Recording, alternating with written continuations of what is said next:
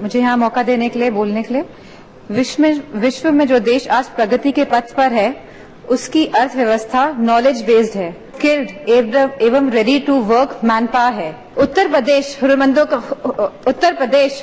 का प्रदेश है, हम सभी जानते हैं। मेड इन इंडिया का भी हमारा ये सपना तभी सफल हो पाएगा यदि किसी योजना में वह धनराशि अनुमन्य नहीं है। जो पूर्व की ITI थी, उनमें भी विस्तार किया गया है। राज्य सरकार द्वारा स्थापित उत्तर प्रदेश कौशल विकास मिशन कौशल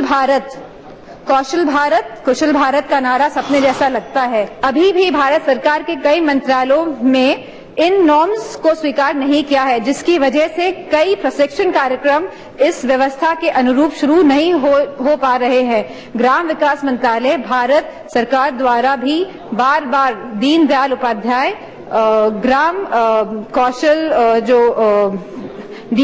जो योजना है, इनके नियमों व व्यवस्था में परिवर्तन किए जाने के कारण गत 1 वर्ष में राज्य सरकारें धनराशि होने के बावजूद भी युवाओं को ट्रेनिंग शुरू